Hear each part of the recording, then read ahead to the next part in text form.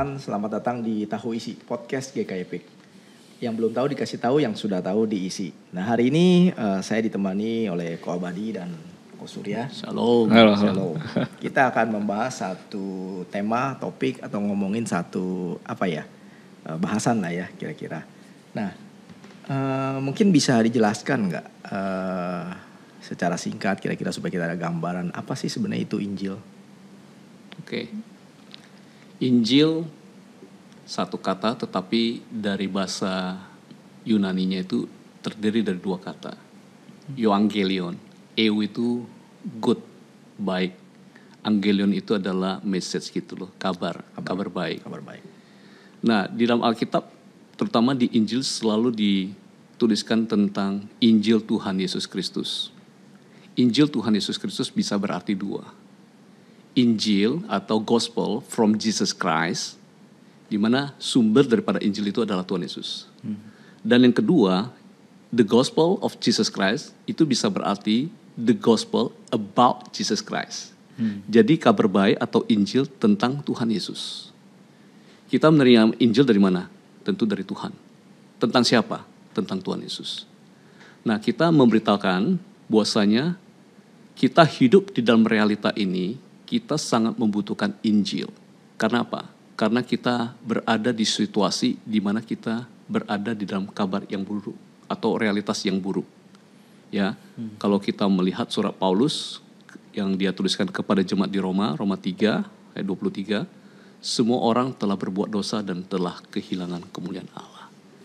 Kita kehilangan kemuliaan Allah, kita tidak mungkin bisa menghampiri Tuhan Allah yang menciptakan kita, yang menjadikan kita. Yeah.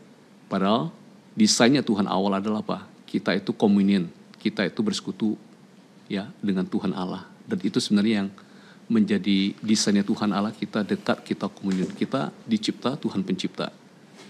Nah, Tuhan selamatkan kita, yang mengutus Tuhan Yesus, Allah Bapa mengutus anaknya, Tuhan Yesus datang ke dalam dunia untuk menyelamatkan kita semua. Nah, poinnya adalah apa? Tuhan melimpahkan anugerah. Dia curahkan anugerah, mengutus Tuhan Yesus datang ke dalam dunia untuk kita diselamatkan. Bagaimana kita diselamatkan? By faith, tentu dari iman kita dan percaya kepada Tuhan Yesus. Tetapi faith ini sebenarnya juga punya arti yang lain. Karena kesetiaan Tuhan, kesetiaan anak itu taat kepada Bapa. Ya, kita melihat itu Tuhan sangat baik. Itu good news, kabar baik. Oke. Ya. Tadi kita hidup dalam bad news gitu ya. Ya. Seberapa buruk sih kondisi kita sebagai manusia? Seberapa berdosa? Kan saya nggak membunuh lah, nggak korupsi. Seberapa buruk sih keadaan manusia menurut kalian? Khusus untuk teman-teman yang baru ikut acara minggu lalu ya. Iya, acara kita kan itu temanya apa yang membuat saya bisa selamat ya. Iya. Memang kita butuh nggak keselamatan itu, gitu kan ya. Kalau kita selalu merasa diri kita baik, ya saya kira kita hidup di dalam sebuah ilusi sebetulnya. Ya. Kadang-kadang kita berpikir bahwa kita punya segalanya, punya harta, punya kesehatan, punya koneksi, punya segalanya. Dan kita rasa hidup kita ini baik sekali. Cuman ini nggak akan berlangsung selamanya sebetulnya. Kondisi baik ini nggak akan berlangsung selamanya. Mungkin sekarang kita merasa kita nggak butuh apa yang namanya keselamatan itu. Tetapi kalau kita lihat realitas hidup kita, natur diri kita sebagai seorang manusia, maka kita tahu bahwa kalau kita mau jujur pada diri kita sendiri ya, sebetulnya saya tidak sebaik yang Anda lihat atau apa yang kamu pikir gitu. Saya punya kelemahan sebagai seorang manusia dan saya akan semakin lemah, semakin tidak baik kalau kondisi saya berbeda dengan keadaan sekarang. Gitu. Jadi sebetulnya kehidupannya manusia itu tanpa pertolongan Tuhan, kita itu hanya akan semakin going down dan akhirnya mati. Itu sebetulnya sebuah realita, bro. Ya. Jadi memang nggak ada orang yang bisa memungkiri ya bahwa one day kamu akan hidup ini akan selesai dan kemana kamu setelah itu? Itu sebuah pertanyaan yang misterius. Tanpa kita mengenal Allah dan tanpa kita ada di dalam anugerah Allah. Nah, bagi kita semua yang sudah meresponi ya, pertemuan kita kemarin bahwa kita semua butuh Injil, kita butuh pertolongan dari Tuhan Yesus. Nah, sebetulnya sekarang ini kita bisa melihat bahwa si aku yang berdosa ini, aku yang tidak berdaya mengatasi dosa ini, aku butuh keselamatan. Seberapa buruk saya, ya tentu kita bisa lihat, bro. Jujur aja kita sendiri di hadapan Tuhan, seberapa buruk kita gitu. Dan ini setiap orang bisa melihat hal yang beda-beda. Tapi kalau kita mau lihat secara umum, ya hal yang baik saja di tangan orang yang berdosa itu jadi buruk sekali. Gitu loh. Ya, contohnya misalnya, saya kasih satu contoh aja ya. Sebuah penemuan yang baik mungkin tentang apa ya? Apa tuh kok yang fisika itu atom? Nuklir. Ya, nuklir ya. Nuklir bisa ya. Sekarang ini kok atom tuh perang dunia kedua. Yang nuklir ya, sebuah ilmu yang baik, invention lah ya, sebuah penemuan yang baik, nuklir ya dengan sangat efisien itu bisa menghasilkan energi yang begitu besar. Di tangan orang yang berdosa itu jadi senjata yang sangat mematikan. Tapi di tangan orang yang mengasihi Tuhan, yang hidupnya takut akan Tuhan, itu akan menjadi sebuah sumber energi yang bisa menolong banyak orang. Gitu loh. Nah, jadi tapi di balik itu, apa yang membuat orang itu kemudian punya natur, punya keinginan untuk menjadikan nuklir itu jadi berkat. Ya, itu bisa jadi dari iman yang orang itu punyai gitu. Nah, iman itu apa? Iman itu seperti yang tadi Ko Abadi ngomong. Iman kita itu adalah kesetiaan dari Tuhan. Kita melihat Tuhan setia, Tuhan berikan itu kesetiaan itu kepada kita. Dan kita menjadi setia kepada Tuhan. Kita jadi punya kemampuan untuk being faithfulness to others juga. Ya. Gitu. Ya, bicara hidup yang baik ya. Ada satu cerita di Alkitab, ada seorang pemuda yang kaya datang kepada Tuhan Yesus. Hidupnya sangat baik. Dia bilang dari muda dia lakukan itu semua. Saya rasa kalau saya lihat hidup saya jauh dari orang itu. Tapi anehnya Tuhan Yesus tolak hanya karena satu, dia nggak mau jual harta semuanya. Saya kontraskan, ada juga kisah di Alkitab Sakeus. Dia cuma kasih setengahnya, nggak seluruhnya. Ini kan jadi kita bingung. Tapi Tuhan Yesus terima gitu. Kita jadi bingung sebenarnya apa yang saya supaya selamat. Siapa yang diterima Yesus? Siapa yang jawab? Bebas. Oh, ini pertanyaan cukup kritis ya. Oke, coba kita menganalisa kembali di dalam narasi Injil ini tentang pemuda yang kaya ini. Nah, pemuda ini sudah melakukan, kalau kita melihat hukum Taurat ini, dia sudah melakukan hukum Taurat yang kedua. Dari hormatilah ayah ibumu, jangan membunuh, ya kan, jangan saksi dusta dan sebagainya. Tapi lucunya tidak sebutkan dia sudah melakukan hukum Taurat bagian yang pertama yang berkaitan relasi dia dengan Tuhan Allah. Jadi core-nya di mana kesalahan dia? Dia tidak mengasihi Tuhan Allah. Kalau di dalam part yang kedua dia katakan bahkan aku juga mengasihi sesama. Dia sudah melakukan mengasihi sesama, tapi dia tidak mengasihi Tuhan Allah. Nah, sebenarnya kalau lihat dari hukum Taurat yang pertama sampai yang terakhir, itu berkaitan apa? Hukum Taurat yang ke-10 itu juga merupakan bagian daripada hukum Taurat yang pertama. Yaitu apa? tentang relasi kita dengan Tuhan Allah. Jangan ada padamu Allah lain di hadapanku. Sedangkan di bawah, jangan mengingini. Itu kan ada hubungan, ya kan? Ada hubungan, idol istilahnya. Ya, siapakah Tuhan Allah? Dia yang harus disembah, bukan ini dan itu yang menjadi berhala. Seperti itu. Kalau kita mengini dan itu apa? Kita menjadikan ini dan itu adalah berhala kita. Nah, kita melihat ini satu perspektif, satu kayak bookend, ya, hukum Taurat yang pertama dengan hukum Taurat yang terakhir.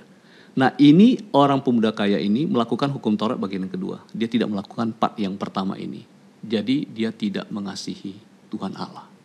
Mengasihi kepada hartanya yang jauh lebih banyak. Suruh jual berat. Berarti apa? Yang menjadi hartanya itu, yang menjadi berhala itu, yang menjadi ilahnya dia itu adalah itu hartanya seperti itu. Bagaimana dengan Zakheus? Dia meresponin.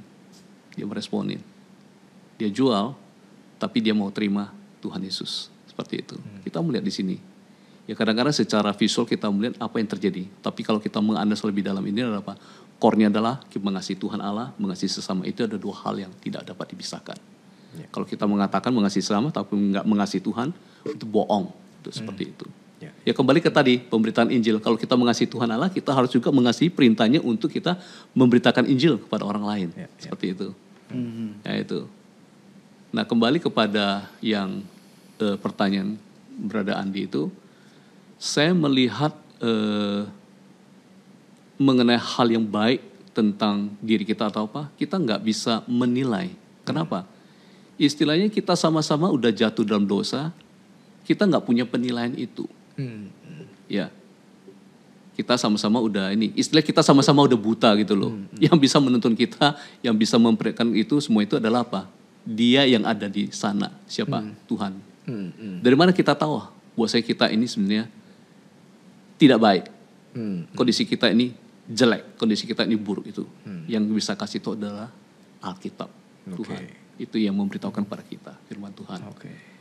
Karena kita kondisi udah levelnya sama. Kita udah jatuh dalam dosa, kita tidak mungkin bisa menghampiri Tuhan Allah, kita tidak ada bisa datang kepada Tuhan. Kondisi kita semua sama. Hanya yang di sana yaitu Tuhan yang datang menolong kita. Itu. Oke, ada yang mau tambah, Ko Suri? Iya.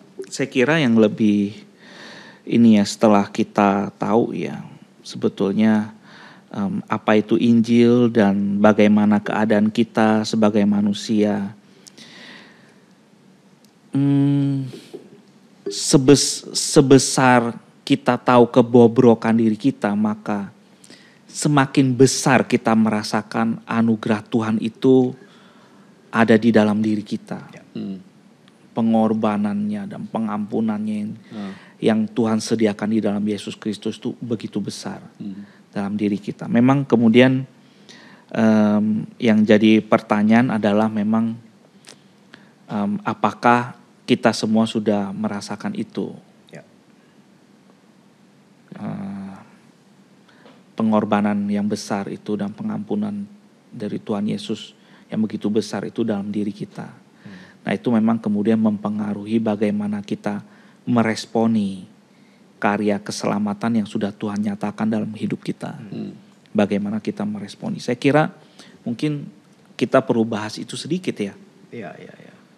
Tentang bagaimana saya sebagai seorang Kristen, saya meresponi karya keselamatan yang begitu besar di dalam Yesus Kristus. Gitu. Gimana? Mungkin ada. Lu gimana cara kamu meresponinya? Meresponi gimana nih maksudnya? Sorry. Karya keselamatan yang sudah Tuhan nyatakan dalam diri kamu. As time goes ya, ini udah berjalannya waktu ya. Udah sekian tahun kamu jadi orang Kristen ya, Di. Iya. Kamu boleh nggak kasih salah satu contoh bagaimana kamu meresponi karya keselamatan di dalam Yesus? Mungkin ya ini bisa jadi sebuah input ya buat teman-teman yang mendengarkan gitu ya. Oke. Kalau saya pribadi begini sih, saya memang dari sekolah minggu lah di Kristen, dan saya sekolah Kristen, jadi sangat familiar dengan itu gitu. Tetapi berjalannya waktu saya merespon, saya melihat seperti perumpamaan kerajaan surga itu seperti harta yang berharga. Sampai orang itu akhirnya pergi menjual seluruh hartanya. Dan Tuhan baik memberikan saya pengertian bahwa ini adalah harta saya yang paling berharga. Dan menjadikan Kristus itu hidup untuk Kristus. Jadi Kristus itu satu-satunya tujuan saya gitu. Walaupun saya tetap melakukan, saya bukan hamba Tuhan kan. Saya maksudnya bukan hamba Tuhan. Bukan rohani. Ya. In the process. Saya tetap melakukan pekerjaan saya, tetap berkeluarga dan pergi, dan hobi, termasuk melakukan hobi. Dan saya merasa itu semua adalah satu bagian, semua itu adalah hidup untuk Kristus gitu. Pada saat saya melakukan pekerjaan, waktu saya melakukan di semua itu, waktu saya melakukan di rumah tangga, itulah yang Tuhan berikan supaya saya ini semakin mengenal Tuhan. Jadi hidup saya ini setelah diselamatkan adalah, terus saya merespon bahwa ini adalah persiapan saya semakin mengenal Tuhan dan membuat Tuhan itu semakin dikenal. Jadi saya merespon seperti itu, saya pikir.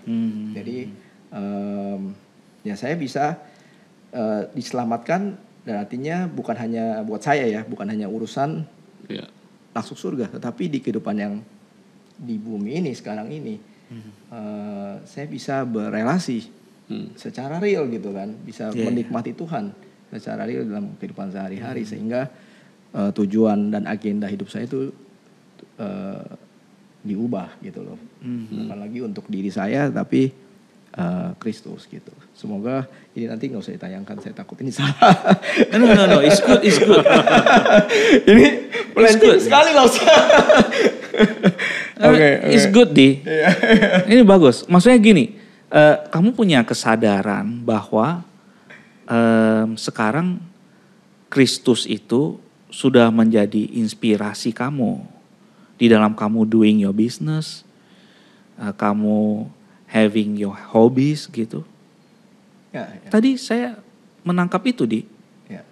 Gitu. Jadi ini karya keselamatan yang kamu tadi kan ngomong begitu kan. Karya keselamatan yang kamu alami itu sekarang itu sudah berdampak pada hidup kamu yang sekarang ini gitu. Jadi ini bukan hanya tentang nanti, tapi sekarang juga itu udah mengubah hidupmu. Jadi orientasimu udah berubah Di sekarang. Yang saya nangkep itu ya tadi ya. Jadi it's good. Oke, gimana? Kok? Setuju sih ya pandangan Brother Andi. Tapi saya ingin menjelaskan tentang Injil lagi nih. Ya sebenarnya bukunya Sen Senjaya tuh menghidupi Injil itu cukup bagus sih. Promosi ya. Begini, di dalam konteksnya kita memberitakan Injil, saya teringat ini. Sekarang lagi duduk ini saya teringat dengan kata kerjanya memberitakan Injil itu. Di dalam bahasa Yunani itu dipakai euangelosomai. Kata mai di belakang itu, saya memberitakan Injil, tetapi itu bukan bentuk aktif, bukan bentuk pasif. Dan di dalam bahasa Yunani itu ada yang disebut sebagai middle voice. Artinya apa? Apa yang kita lakukan kepada orang lain itu berbalik kepada kita. Artinya apa? Ketika saya memberitakan Injil kepada orang lain, Injil itu juga untuk saya. Nah itu sangat bagus sekali. Jadi Injil itu apa? Kita hidup di dalam realitas Tuhan itu sudah selamatkan saya. Tuhan itu beserta dengan saya. Tuhan itu memelihara saya. Tuhan itu menopang saya. Jadi kehidupan ini dan itu, di mana kita masih dalam perjuangan melawan penguasa-penguasa ini, kita nggak usah takut karena Tuhan sudah menang. Kuasa kebangkitan Tuhan Yesus ada bersama dengan kita. Melawan dosa, kita bergantung pada Tuhan. Tuhan sudah kalahkan. Yang menjadikan kita jatuh dalam dosa itu adalah iblis. Tuhan sudah kalahkan iblis itu. Bahkan di dalam Ibrani pasal 4 dikatakan, satu hal yang cukup ekstrim itu adalah apa? Kita ini sebenarnya takut kepada apa? Diperhamba oleh kematian, oleh maut. Tapi syukur kepada Tuhan, Tuhan sudah taklukkan kita yang diperhamba, diperbudak oleh rasa kematian itu sendiri. Jadi menghidupin Injil itu harus kita lakukan. Mengkhotbahkan Injil itu pada orang lain, itu juga mengkhotbahkan Injil juga pada kita. Kita harus ingat, ada Tuhan. yang selalu beserta dengan kita. Jadi ketika kita di rumah, di marketplace, di mana saja, di gereja juga, di pelayanan, di usaha dan sebagainya, percayalah ada Tuhan yang beserta dengan kita. Ya. Itu singkat aja, Immanuel, Tuhan yang beserta dengan kita. Iya. Itu. Oke. Ya. Oke. Oke, thank you untuk Ko Abadi, Ko Surya, Iya. dan buat teman-teman yang sudah mendengarkan podcast ini, terima kasih. Kalau ada pertanyaan bisa kirim ke podcast.kkepik@gmail.com. Terus. Oh, ini kaos ya. Nah, nanti kalau bisa dapat kaos ini nih. Iya. Ini mau beli di mana-mana nggak ada. Iya. Atau kalau mau duduk di sini ya. duduk sini. Dan juga teman-teman bisa dengar podcast kita di Spotify. Kasih respon. Respon gimana? Enggak, maksudnya teman-teman perlu kasih respon Ya. berupa kasih pertanyaan ya. Jual di mana? Di perpustakaan sini atau di Enggak Tokopedia? ada. Hah?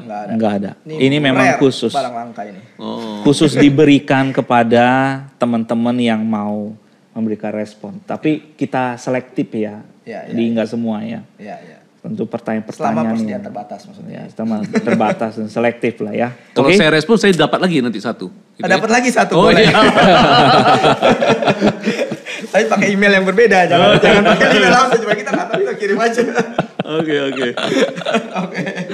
Oke. Oke, bisa denger juga di YouTube kita ya, Iya. GKEPIK dan Spotify Tahu Isi, gitu ya. Oke. Terima kasih semuanya, thank you, Ya, sampai thank you. ketemu di episode Thank you. Thank you. Thank you. Surya.